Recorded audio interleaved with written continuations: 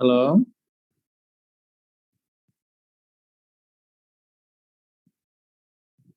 Hello, ওয়ালাইকুম আসসালাম। কেমন আছো? হ্যাঁ, আল্লাহর রহমতে আছি। আমাদের সবার দোয়ায়।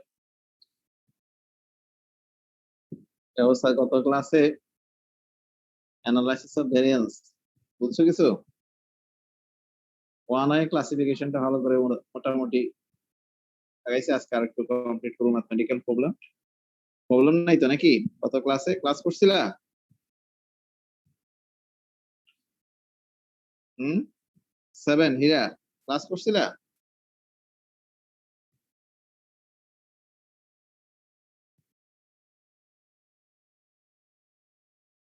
আচ্ছা, পার্টিসিপেশন দেখে আসি। 8 জন। মমিতা, সাজিদ,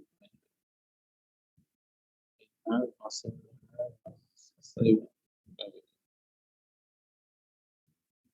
ঠিক আছে, আমরা শুরু করি নাকি আজকের ক্লাস? গত ক্লাসের কন্টিনিউশনে যাচ্ছি আমি।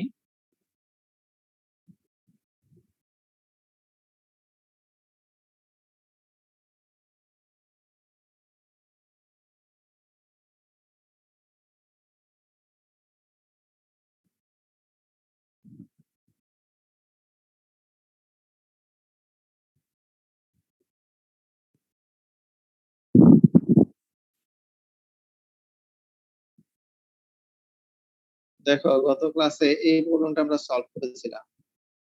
আজকে আরেকটা ওয়ান আই ক্লাসিফিকেশনের একটা প্রবলেম দিচ্ছি, एग्जांपल 15.2।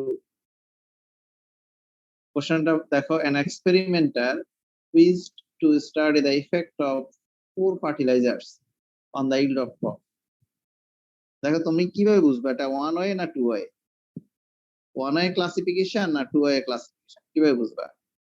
এখানে দেখো, wished to study the effect of poor fertilizers on the yield of crop, অর্থাৎ শস্যের ফলনের উপরে 4টা ফার্টিলাইজারের ইফেক্ট। তাহলে এখানে মানে মূল হচ্ছে ইল্ড অফ ক্রপ। তাহলে এটা ইল্ড অফ ক্রপ ফার্টিলাইজারের ইফেক্ট। তাহলে এখানে কয়টা আছে?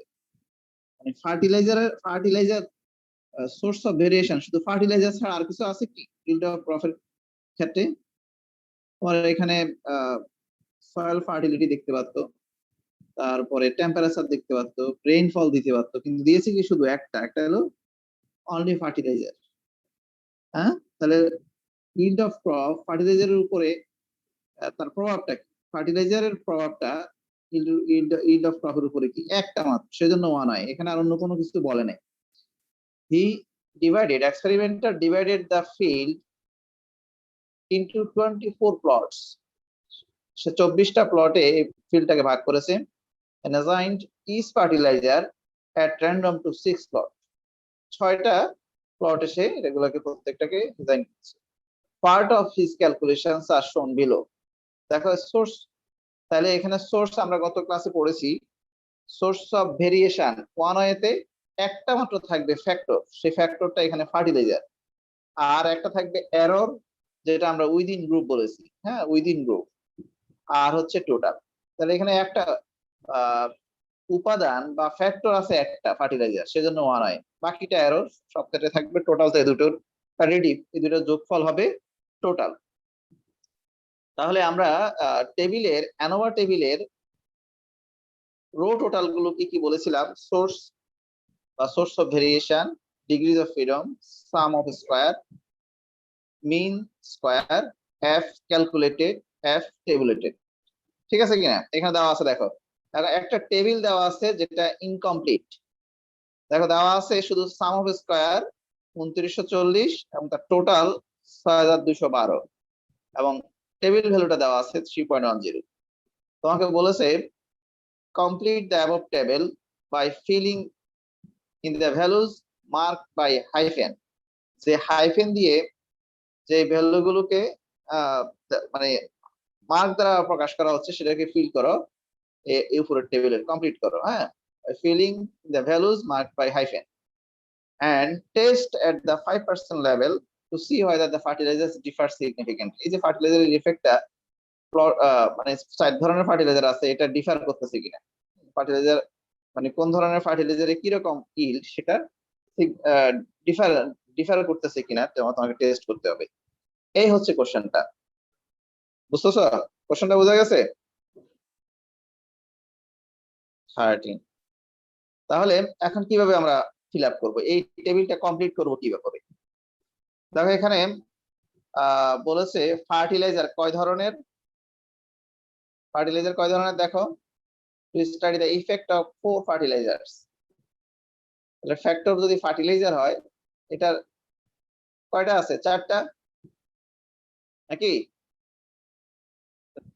তাহলে ডিগ্রিজ অফ ফ্রিডম আমরা বলেছি 1 লস করবে, 1 বাদ যাবে, তাহলে 3 4 1 কত হবে ডিগ্রিজ অফ ফ্রিডম? ফার্টিলাইজারের ডিগ্রিজ অফ ফ্রিডম কত হবে? 3। টোটাল কত হবে? বলা হচ্ছে হি divided the field into 24 plots.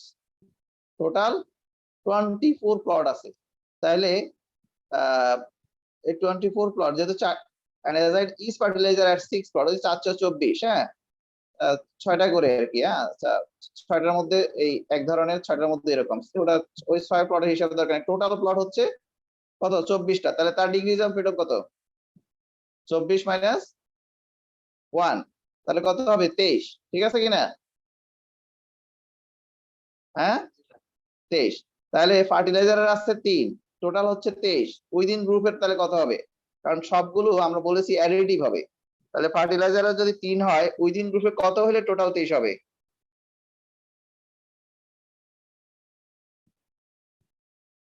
হ্যাঁ,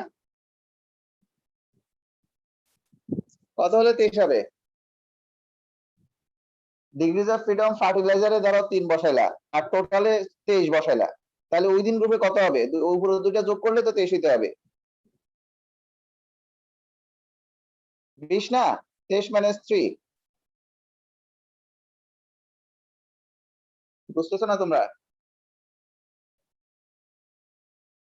হ্যাঁ হ্যাঁ, তাহলে টোটাল 23, ফার্টিলাইজার 3, তাহলে আর কত দরকার? সেটা হবে উইদিন গ্রুপে 20। এবার দেখো সাম অফ স্কয়ার টোটাল আছে, ফার্টিলাইজারের আছে, তাহলে উইদিন গ্রুপের সাম অফ স্কয়ার কত হবে? 6212 থেকে 2940 বাদ দিবা, তাহলে যেটা থাকে সেটা সাম অফ স্কয়ার হবে উইদিন গ্রুপে।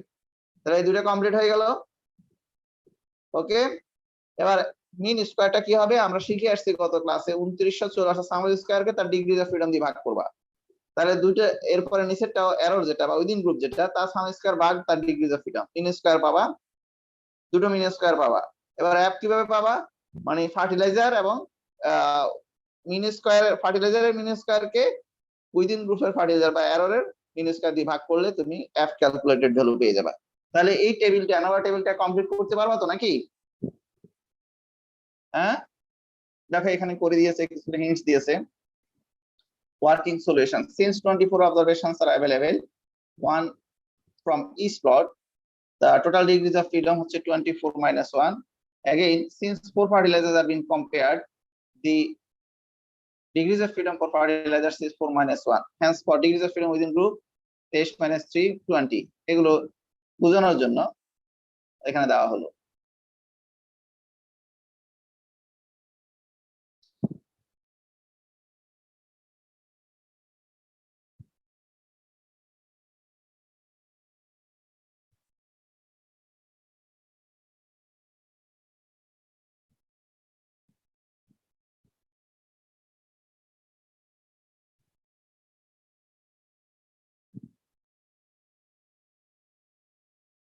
তাহলে দেখো এখানে এবার সাম অফ স্কয়ারস, আমি কিন্তু আগে বলে আসছি সাম অফ স্কয়ারস আর additive, therefore within group sum of square কি হবে?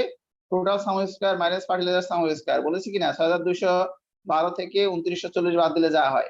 মিন স্কয়ার কিভাবে পাবা? এ তারপর এফ কিভাবে ক্যালকুলেট করে, টেবিলটা কমপ্লিট হয়ে গেল। ঠিক আছে কিনা দেখো?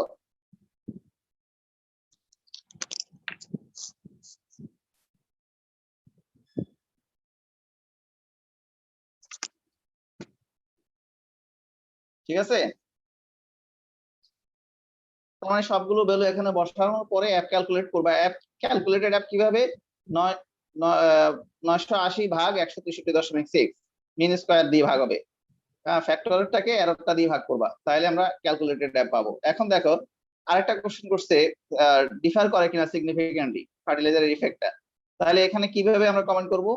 আমরা নাল হাইপোথিসিস হচ্ছে কি ডু নট ডিফার সিগনিফিকেন্টলি, তাহলে অল্টারনেটিভ ছিল ডিফার সিগনিফিকেন্টলি। এখন দেখো এখানে ক্যালকুলেটেড অ্যাপ আর টেবিল অ্যাপ কোনটা বড়? Calculated value is greater than from table value, নাকি? calculated value is greater than from table value, তাহলে নাল হাইপোথিসিস রিজেক্টেড। বড় হলে আমরা শিখে এসেছি যে যদি ক্যালকুলেটেড ভ্যালু বড় হয় টেবিল ভ্যালুর চেয়ে, তাহলে নাল হাইপোথিসিস আমরা রিজেক্ট করব। তাহলে রিজেক্ট করলে অল্টারনেটিভ কে আমরা অ্যাকসেপ্ট করব, নাকি? তাহলে সিন্স দেখো the observed value of f is larger than the 5% level tabulated value, it is significant। অর্থাৎ রিজেক্ট করলে সিগনিফিকেন্ট হবে, it is significant at 5% level. We therefore conclude that, তার মানে অল্টারনেটিভটার ব্যাপারে কমেন্ট করবা, conclude that the fertilizer differs significantly। এই চার ধরনের ফার্টিলাইজার তোমার এখানে ফার্টিলাইজারের কারণে ফলনের মধ্যে ডিফার করছে, এবং এটা স্বাভাবিক। তাহলে বোঝা গেছে? আমি যদি এরকম একটা প্রবলেম তোমাদের পরীক্ষা দিয়ে দিই যে complete the following ANOVA table, পারবা কিনা? এটা সহজ, সেজন্য বললাম। হ্যাঁ, আশা করি পারবা। এরপরে দেখো each of the following sets of observations is a random sample from normal population।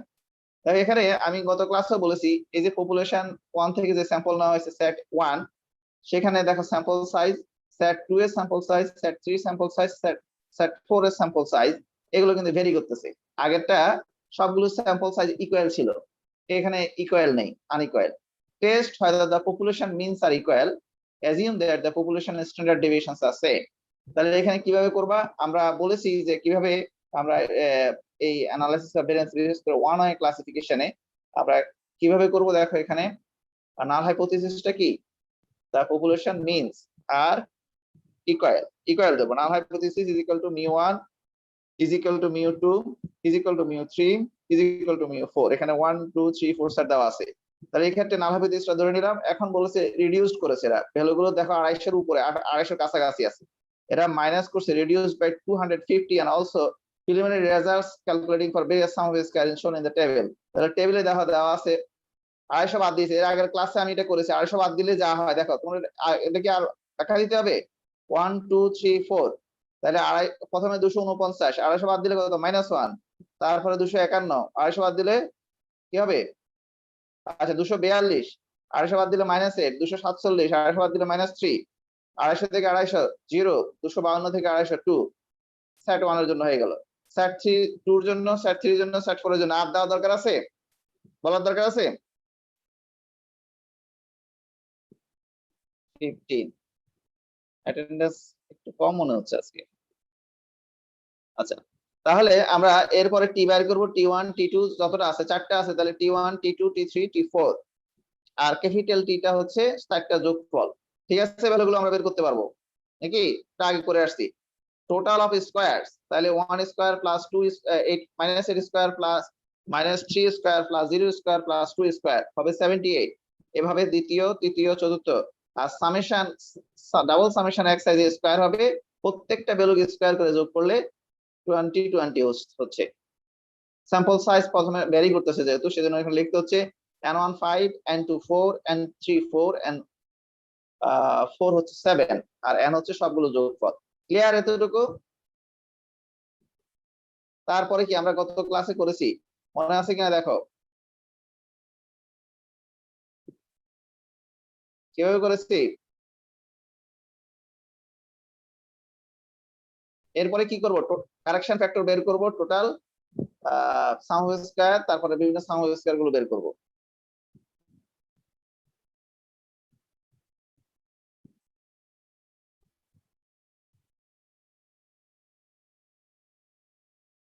দেখো এখানে তাহলে কি করছে, এরপর কারেকশন ফ্যাক্টর, আমি সরাসরি কথাগুলোর দরকার নেই, এগুলো সব আলোচনা করতেছি।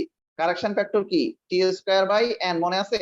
তাহলে টি হচ্ছে 150 বাই এন হচ্ছে 20, বেড়ে গেল। টোটাল সাম অফ স্কয়ার কি হবে? যে ডাবল সামেশন x সাইজে 20 20 বের হচ্ছে, মাইনাস কারেকশন ফ্যাক্টর হয়ে গেল। এখন সাম অফ স্কয়ার বিটুইন, তাহলে এগুলো হচ্ছে কি বিটুইনটা কোনগুলো? ট্রিটমেন্টের জন্য, ট্রিটমেন্ট বা ফ্যাক্টর, ট্রিটমেন্ট বলি আমরা। তাহলে বিটুইন গুলো হচ্ছে ওই যে T1 T2 T3 T4 পেয়েছো, মনে পড়ে?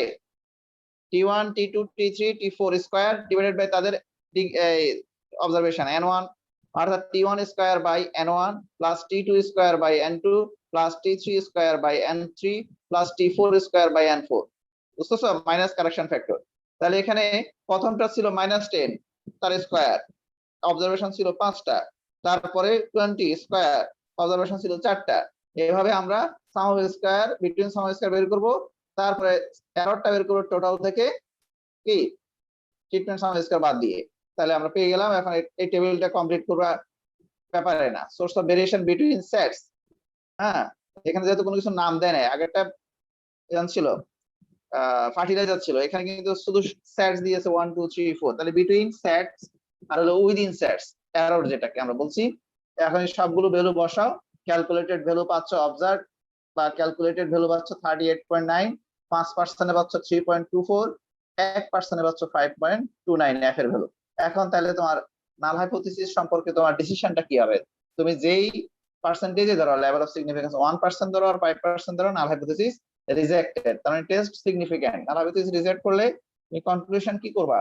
দি means of normal population are not equal, কারণ আমরা নাল ধরেছিলাম আর ইকুয়াল, হ্যাঁ, তাহলে আর নট ইকুয়াল। বুঝা গেছে? বুঝা গেছে কিনা?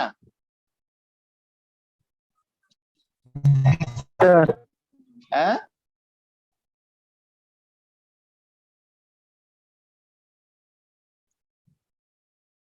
বুঝতে পারছো? না বুঝলে প্রশ্ন করো। ক্লিয়ার? আমি তাহলে পরের পেজে যাচ্ছি। আমি 1A ক্লাসিফিকেশন শেষ হয়ে গেল আমার। এখন আমি 2A ক্লাসিফিকেশন, 2A ক্লাসিফাইড ডাটার জন্য অ্যানোভা টেবিলটা কেমন হবে সেদিকে যাচ্ছি। দেখো, we have a random sample consisting of SK observations. আমি আর এই কথাগুলো না বলে তোমাদেরকে ডাইরেক্ট টেবিল মডেলে নিয়ে যাচ্ছি। The mathematical model for 2A classification, the components are, দেখো মডেলটা হচ্ছে the mathematical model is the sum of, আসলে is made up of the sum of 4 components. কি কি দেওয়া আছে? মিউ xij হচ্ছে mu plus alpha i plus beta j plus e i j. মানে মূল কথাটা হচ্ছে আগের মডেলে একটা ট্রিটমেন্ট ছিল, এখন হচ্ছে দুটো ফ্যাক্টর ছিল, একটা এখন হচ্ছে দুটো ফ্যাক্টর। দেখো এখানে আলফা আই এবং বিটা জে আসছে, তাহলে আগে কিন্তু বিটা জে ছিল না। Alpha i plus e i j, মনে পড়ে মডেলটায়? where mu is the general effect, alpha হচ্ছে treatment effect for factor A এর জন্য যে ইফেক্টটা সেটা হচ্ছে আলফা আই, এবং বি ফ্যাক্টর, দুটো ফ্যাক্টর যেহেতু 2A ক্লাসিফাইড ডেটা, বি ফ্যাক্টরের জন্য ইফেক্টটা হচ্ছে beta i, the effect special to the z corresponding to factor b বলেছে। আর ইআই যে হচ্ছে এরর কম্পোনেন্ট। এই হচ্ছে মডেলটা। তাহলে প্রথমে তোমাদের জানতে হবে যে 1A ক্লাসিফাইড ডেটার জন্য ম্যাথমেটিক্যাল মডেলটা কি, আর 2A ক্লাসিফাইড ডেটার জন্য ম্যাথমেটিক্যাল মডেলটা কি। এই হচ্ছে 2A ক্লাসিফাইড ডেটার জন্য ম্যাথমেটিক্যাল মডেল, এবং এদের এক্সপ্লেনেশন বা পরিচয়টা তোমরা দিবা। মিউ কি, আলফা আই কি, বিটা জে কি, এবং ইআই জে কি। This is called a linear model. যাই হোক, এগুলো আমি আগের ক্লাসে বলেছি, আমি এর পরের পেজে যাচ্ছি। ঠিক আছে, কথা বলো। জি স্যার। আচ্ছা, তারপরে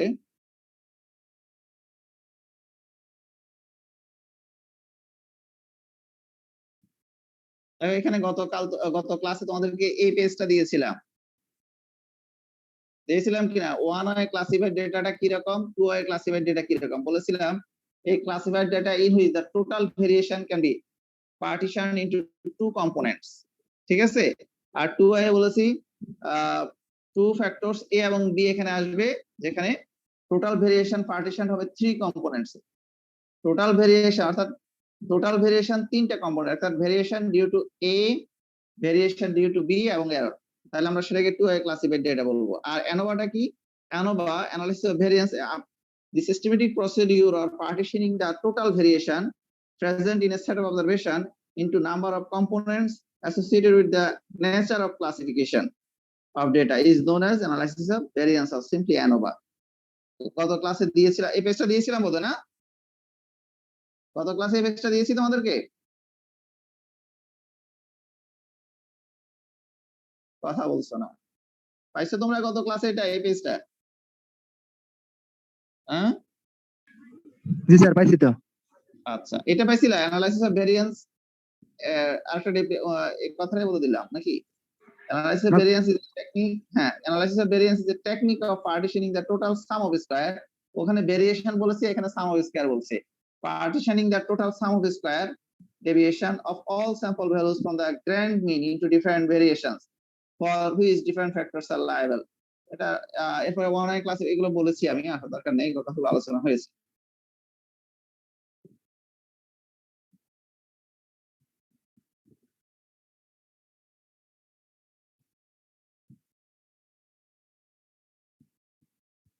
এখন দেখো, আমি গত ক্লাসে তোমাদেরকে বলেছি যে ওয়ান ওয়ে ক্লাসিফিকেশনের ডেটা রিডিউসড করে আমি অ্যানোভা টেবিলটা তোমাদেরকে বের করা শিখাইলাম। ডেটা রিডিউস ছাড়াও কিন্তু বের করা যায়, তা এখন দেখাতে যাচ্ছি। আর যাই হোক, এখানে analysis of variance table for one way ক্লাসিফিকেশনের জন্য অ্যানোভা টেবিলটা, এটা হলো থিওরিটিক্যাল। হ্যাঁ, এটাও দেখিয়েছি এখানে, এবং নাল হাইপোথিসিসটা ওখানে ধরে নাই। নাল হাইপোথিসিসটা দেখা এখানে ধরে দিয়েছে। টেবিলের নিচে দেখো নাল হাইপোথিসিস ধরেছে μ1 = μ2, যতগুলো এখানে কে সংখ্যক যদি থাকে ফ্যাক্টরের ট্রিটমেন্টের, যদি কে সংখ্যক ট্রিটমেন্ট থাকে তাহলে কে পর্যন্ত আমরা নাল হাইপোথিসিসটা ধরবো ইকুয়াল। এখন দেখো এই আলোকে এখানে একটা প্রবলেম দিয়েছে, as head of a department of consumer research organization you have the responsibility for testing and comparing lifetimes of light bulbs for 4 bands of bulbs. তাহলে 4 ধরনের বাল্ব আছে, দেখুন ব্যান্ড গুলো দেওয়া আছে A B C D। হ্যাঁ, suppose you test the lifetime of 3 bulbs of each of the 4 bands. হ্যাঁ, তাহলে দেখো তিনটা এখানে দেওয়া আছে, এর জন্য তিনটা, প্রত্যেকটার জন্য বলছে your test data are shown below. You each entry representing the lifetime of a bulb measured in hundreds of hours.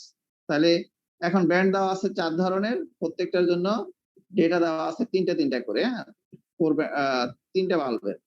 Can we infer that the mean lifetimes of 4 bands are equal? বলছে চারটা বা ব্যান্ডেরই life time equal কিনা, এটা one way classification. হ্যাঁ, তাহলে এখানে নাল hypothesis চারটা, দেখো নাল হাইপোথিসিস ধরতে হবে প্রথমেই। ওই আগের যে এক্সাম্পল গুলোতে নাল হাইপোথিসিসটা স্পষ্ট রেখেছে, এটা কনক্লুশনে দিয়েছে কিন্তু ধরে নাই। তোমরা এভাবে করলে আমার মনে ভালো হয়। ইয়ার নাল হাইপোথিসিস হচ্ছে এই যে চারটা ব্যান্ড, 4 μ1 = μ2 = μ3 = μ4, মানে mean life times are equal, alternative is not, মানে নট ইকুয়াল। তাহলে এখন ব্যান্ড চারটা আছে। এবার দেখো, যেটা আগের যে প্রবলেমটা সলভ করেছি সেখানে রিডিউস করেছিলাম, অর্থাৎ ডেটা সাইজ যখন খুব বড় ছিল, যেমন একটু আগে দেখিয়েছি 249, 251, 254 এন্ড সো অন। এখন দেখো ডেটা সাইজ গুলো ছোট আছে, ছোট থাকলে আমরা রিডিউসের দরকার নেই। তাহলে এর জন্য 20, 19, 21 এর জন্য দেখো এগুলো অ্যাড করেছো, নিচে গিয়ে 60, 69 যোগ করেছো, টোটাল এই চারটারই টোটাল টি বের করেছো 251। তার মানে এটা হচ্ছে T1, বিটটা T2, T3, T4। আমরা রিডিউস না করে এই প্রবলেমটা করতেছি, বুঝতেছো? বোঝা যাচ্ছে? Yes, sir. আচ্ছা,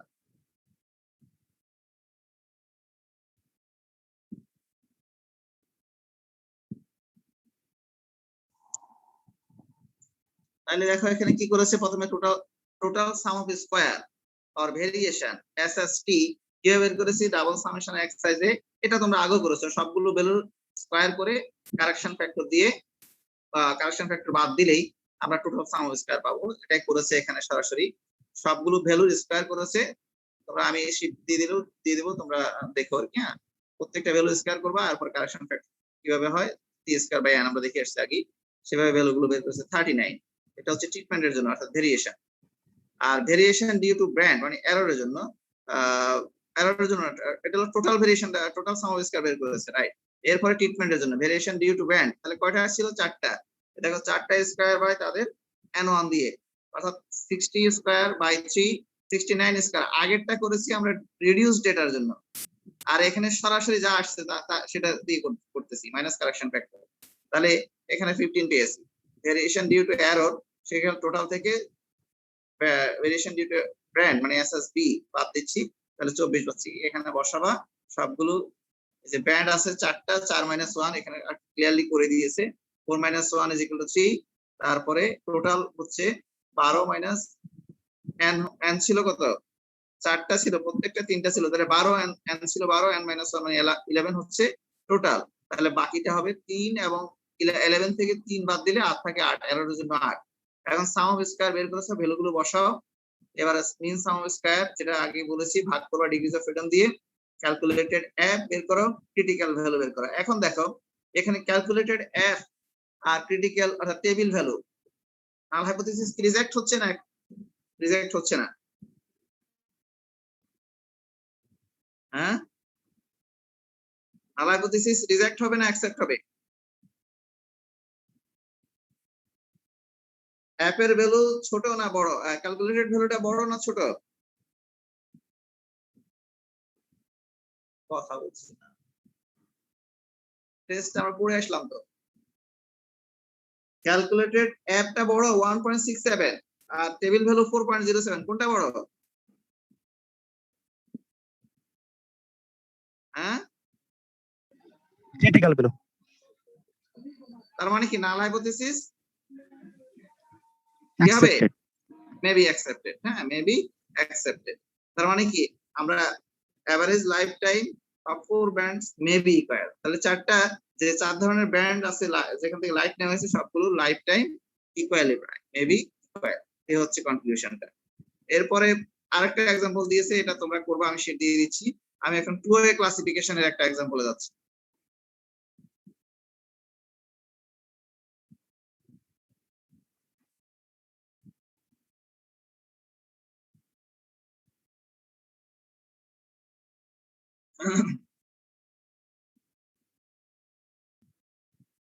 এখানে উপরে একটা can the difference in average lifetime of 3 type depends on tea break be explained by the sun's variation। এখানে 1A ক্লাসিফিকেশনের একটা প্রবলেম দেওয়া আছে, এটা তোমরা ইচ্ছে করলে হোমওয়ার্ক হিসেবে নিতে পারো এবং করে দেখতে পারো। এখন 2A ক্লাসিফিকেশনের জন্য আমি যাচ্ছি। দেখো 2A ক্লাসিফিকেশনের ক্ষেত্রে the following data represent the number of units of production per day turned out by 5 different workers using 4 different types of machines। দেখো প্রোডাকশন, ইউনিট অফ প্রোডাকশন প্রতিদিনে নিচের টেবিলে যেটা করতেছে কয়টা ফ্যাক্টর আছে এখানে, তো 1A না 2A এটা বের করাটা হলো বিষয় আর কি। তাহলে units of production difference on, এখানে বলেছে different workers and different types of machines. Way কয়টা হলো, একদিকে দেখো টেবিলে দেখো, একদিকে ওয়ার্কার্স দেওয়া আছে আর একদিকে মেশিন টাইপ দেওয়া আছে। Machine type A B C D আর ওয়ার্কার্স 1 2 3 4 5। তাহলে কি 4 different workers, 5 different workers and 4 different types of machines। এই হিসেবে ফার্স্ট ওয়ার্কার A টাইপে মেশিন A তে তার প্রোডাকশন কত, B তে 1 এর জন্য B তে তার প্রোডাকশন কত, C তে কত, D তে কত, এভাবে 2 এর জন্য। এভাবে এখানে যে প্রোডাকশনটা দেখানো হলো এটা কি 1 এর জন্য না 2 এর জন্য, এটা বুঝতেছো কিনা আগে, এটা হলো কথা। হ্যাঁ, 1 এর জন্য না 2 এর জন্য? কথা বলছে না রে, বুঝতেছ? আজকেরা কোথায়, নুসাইবা কোথায়, অনিম শাহ কোথায় আছো? হ্যাঁ, সিরাতুল, মৌমিতা, তোমরা কথা বলছো না কেন? হ্যাঁ স্যার, স্যার নমস্কার। নমস্কার, কিন্তু কথা বলছো না, ক্লাসে কথা বললে সুবিধা হয়। এখন দেখো এটা 2A ক্লাসিফিকেশনের একটা ডেটা দেওয়া আছে, আমি এটা বুঝাতে পারছি কিনা যেটা 2A কখন হবে। যেটা তোমার এখানে এই যে প্রোডাকশনটা 44, এটা মেশিন A এর জন্য ওয়ার্কার 1 এর, তাহলে তাহলে এখানে দুইটা ওয়ে আছে, দেখো একটা মেশিন টাইপ আর একটা হচ্ছে ওয়ার্কারস টাইপ, তাহলে দুটা ওয়ে কিনা, এজন্য 2A ক্লাসিফাইড ডেটা এখানে এই ডেটাটা, এবং এটার জন্য আমরা 2A ক্লাসিফাইড ডেটার মডেলটা দিয়ে বা অ্যানোভার টেবিলটা সেভাবে আমরা করব। এখানে বলছে টেস্ট, আমি আর যাচ্ছি না, তোমরা বুঝতেছো আশা করি নাকি। Test provided the mean productivity is the same for 4 different machine types. প্রথমে বলছে চারটা মেশিন টাইপস এর ক্ষেত্রে মেশিন টাইপস এর জন্য প্রোডাক্টিভিটির মিন ইকুয়াল কিনা টেস্ট করো। আর পরে বলেছে ওয়ার্কার্স এর জন্য মিন প্রোডাক্টিভিটি ডিফার করে কিনা, মানে সেম কিনা সেটা বের করো। তাহলে দুটো ফ্যাক্টরের জন্য প্রোডাক্টিভিটি সেম কিনা এটা টেস্ট করতে বলছে। বোঝা গেছে কোশ্চেনটা? হ্যাঁ, Yes, জি sir. স্যার। আচ্ছা এখন কি করবা, এখানে টোটাল দেখো এই machine type A B C D, workers 1 2 3 4 5, এখানে মেশিন টাইপের ক্ষেত্রে দেখো সি জে আর ওই ক্ষেত্রে আর আই দিয়ে রো টোটাল গুলো হচ্ছে আর আই আর কলাম টোটাল গুলো সি জে দিয়ে টোটাল গুলো করেছে। A total 214, B total 192, C total 233, D total 190। Total এই জাস্ট সবগুলো টোটাল করলে তুমি 829 পাবা। এটা কলামের জন্য যেমন সত্য, রো এর জন্য সত্য।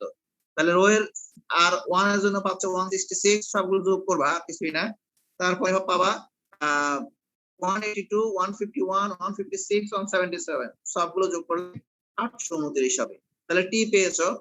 আর আর গুলো পেয়েছো সিআই, এখানে আর এবং সিআই, আর আই এবং সি যে কেন দিচ্ছে, আমরা আগেরটা শুধু টি1 টি2 টি3 ছিল, অর্থাৎ 1i তে শুধু একটাই ছিল ট্রিটমেন্ট, সেজন্য টি দিয়ে আমরা প্রকাশ করেছি।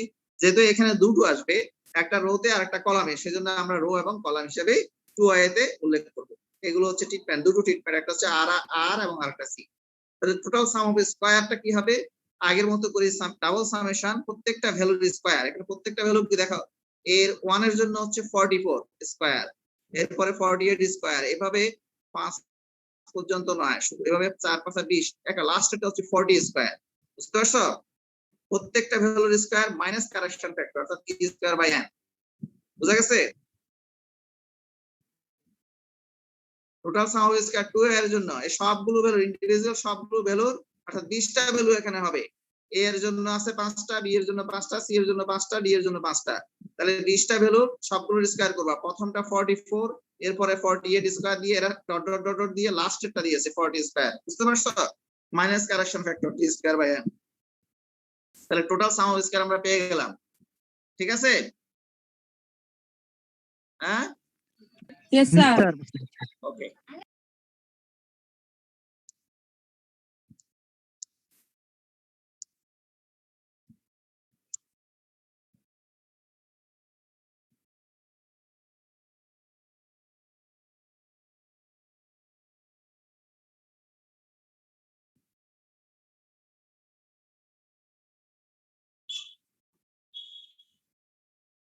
তাহলে টোটাল সাম অফ স্কয়ারের পরে আমরা টোটাল পেয়ে গেলাম। এখানে ফ্যাক্টর আছে দুটো, এই দুটো ফ্যাক্টরের জন্য সাম অফ স্কয়ার বের করতে হবে। এখন sum of square between machines, মানে ফর ফ্যাক্টর, ধরো মেশিনস যদি তুমি ফ্যাক্টর এ বলো, তাহলে sum of square for factor A between machines.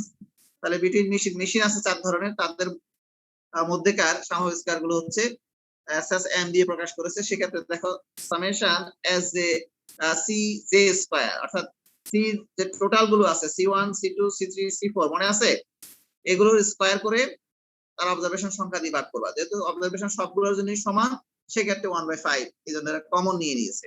যদি ভ্যারি করতো তাহলে প্রত্যেকটা দিয়ে ইন্ডিভিজুয়ালি ভাগ হতো। 214 স্কয়ার বাই 5 192 স্কয়ার বাই, ধরো যদি 4 থাকতো তাহলে 4 হতো, এখানে সব 5, সেজন্য 1/5 টা সামনে নিয়ে গেছে। বুঝতে পারছো? Minus correction factors. তাহলে এখানে আমরা মেশিনের জন্য পেয়ে গেলাম সাম অফ স্কয়ার। এখন আরেকটা ফ্যাক্টর আছে ওয়ার্কার্স এর জন্য, এসএসডব্লিউ দিয়ে ওরা করেছে, সেটা হচ্ছে আরআই স্কয়ার বাই কে দিয়েছে সূত্র, এখানে আর দিয়েছে, এখানে কে দিয়েছে। হ্যাঁ, তাহলে minus T square by n সূত্র। এখন এই যে রো হচ্ছে 5টা ছিল সম্ভবত, রো 5টা ছিল, মানে 5টা ওয়ার্কার ছিল, তাদের প্রত্যেকটা square divided by number of worker, সেক্ষেত্রে প্রত্যেকটার জন্য 4 জন ছিল, সেক্ষেত্রে 1/4 দিয়ে ভাগ হয়েছে প্রত্যেকটাকে, মাইনাস কারেকশন ফ্যাক্টর। তাহলে এররটা এখন কিভাবে পাবা, এররটা হবে টোটাল সাম অফ স্কয়ার থেকে দুটো ফ্যাক্টর আছে, এই দুটো ফ্যাক্টর বাদ দিতে হবে। সাম অফ স্কয়ার এই দুটো ফ্যাক্টর বাদ দিতে হবে। তাহলে total sum of square minus sum of square due to machine and minus sum of square due to workers, এই প্রত্যেকটা এই টোটাল থেকে এগুলো যে বাদ দাও, তুমি পাবা 123.8। বুঝা গেছে এতটুকু? স্কয়ার টার্ম গুলো বের করা, হ্যাঁ বলো, বুঝতেছো নাকি? জি স্যার, বুঝতে পারছি। এখন আমরা নাল হাইপোথিসিস আগেও ধরতে পারতাম, সাধারণত অ্যানোভা টেবিলে আগে নাল হাইপোথিসিসটা ধরা উচিত, যেটা এখানে ধরেছে। দেখো ইয়ার নাল হাইপোথিসিস টেস্ট করতে বলেছে দুটো টেস্ট, প্রোডাক্টিভিটি বলছে মেশিনের জন্য সেম কিনা, আর একটা হচ্ছে ওয়ার্কারসদের জন্য সেম কিনা। তাহলে তুমি নাল হাইপোথিসিস প্রথমটা ধরবা, অর্থাৎ নাল হাইপোথিসিস H0 এবার 1 অথবা A কোন ফ্যাক্টর যা হয় সেটা দিয়ে ধরতে পারো। এখানে 1 দিয়েছে, the mean productivity is same for 4 different machine types। আর দ্বিতীয়টা নাল হাইপোথিসিস হচ্ছে 5 workers do not differ with respect to mean productivity। একই জিনিস উল্টোভাবে বলেছে। এখন অল্টারনেটিভটা তার বিপরীতটা। এখন তুমি অ্যানোভা টেবিলটা কমপ্লিট করতে হবে। এখানে সোর্স অফ ভেরিয়েশন দেখো একটা বাড়বে, একটা হলো মেশিন, একটা হলো ওয়ার্কার, একটা হলো এরর, আর হচ্ছে টোটাল। তাহলে আমাদের এখানে 1 আইতে ছিল শুধু মেশিন, মেশিনের পরে এরর এবং টোটাল। এখানে যেহেতু ওয়ার্কার্স আসছে আরেকটা ফ্যাক্টর, তাহলে 2 ফ্যাক্টর এখানে লাগবে।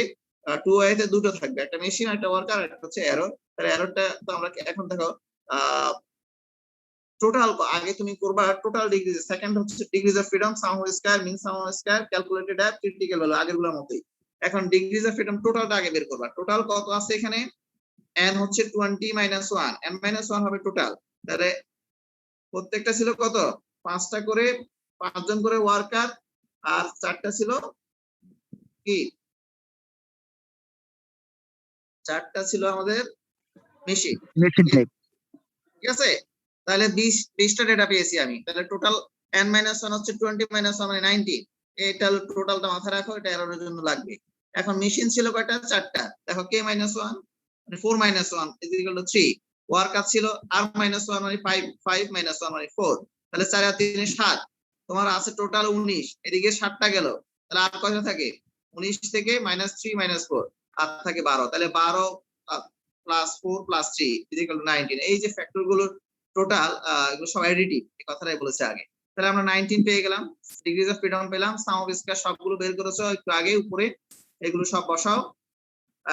তারপরে মিন সাম অফ স্কয়ার আমরা বলেছি ডিগ্রিজ অফ ফ্রিডম দিয়ে ভাগ হবে। ক্রিটিক্যাল ক্যালকুলেটেড ভ্যালু কি হবে? মিন স্কয়ার কে আমরা কি এররটা দিয়ে ভাগ করব, এটা জানতে হবে। দেখো এখানে দুটো ফ্যাক্টর আছে। প্রথম ফ্যাক্টরের ভ্যালু ডিভাইডেড বাই এররের মিন স্কয়ার দিয়ে ভাগ হবে। তারপর দ্বিতীয় ফ্যাক্টরের ক্ষেত্রেও ক্যালকুলেটেড ভ্যালু কিভাবে বের করবা? ওয়ার্কারের জন্য mean square divided by error mean square দিয়ে ভাগ হবে। মিন স্কয়ার এরর যেটা, অর্থাৎ তাহলে আমরা ক্যালকুলেটেড অ্যাপ পাবো। এবং টেবিলের ক্রিটিক্যাল ভ্যালুটা সেই কত ডিগ্রিজ অফ ফ্রিডমের জন্য। তাহলে মেশিনের ডিগ্রিজ অফ ফ্রিডম কত দেখো? 3, এররের কত? 12। এই টেবিলে যদি দেখতে চাও 3, 12 এর জন্য 5% লেভেল অফ সিগনিফিকেন্সে এফ এর ভ্যালু 3.49।